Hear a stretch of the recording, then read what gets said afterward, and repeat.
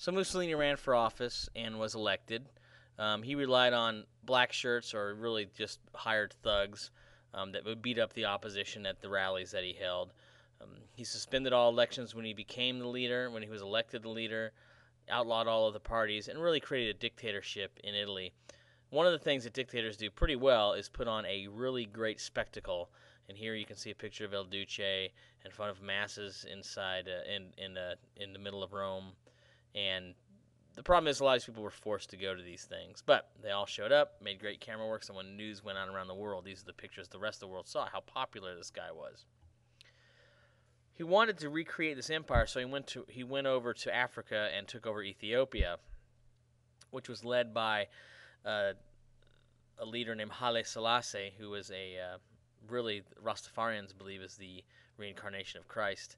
But he was leader of Ethiopia. He lost because he was not equipped to beat a Western power like Italy. They took over Ethiopia, and Mussolini could say, I'm beginning to rebuild this empire, this Roman Italian empire. Next slide. Now the big one, Der Führer, the leader, Adolf Hitler. Hitler was a World War I veteran who had been arrested, was a failed artist, wrote a book called Mein Kampf when he was in jail that said exactly what he was going to do, even said who he was going to blame. And he came to power the same way that Mussolini came to power, because there was a depression in Germany, and people were really looking for something different, someone that they thought could get them out of the depression. He was able to talk about the unfair conditions of the peace during World War I, how much money the Allies forced the Germans to pay, how they could never repay these debts, how they could never get out of the depression because they had to repay the reparations that the Allies after World War I forced the Germans to pay. And he uses unfair conditions to say that, look, this isn't what the rest of the world has done to us is unfair. He started a party called the Nazi Party in Germany, which is really based on the superiority of the German race. Whoops. Let's go on to the next slide. And the Nazi philosophy and Adolf Hitler's philosophy went something like this. Germany is weak because of groups of non-Germans inside of it. Jews, gypsies, Catholics, homosexuals, minorities. All of these groups hurt Germany, the white Aryan Germany that can be powerful. So he blamed all these groups. It wasn't just the Jews. It was gypsies, communists, Catholics, all kinds of people inside Germany who were picked on by the Nazis.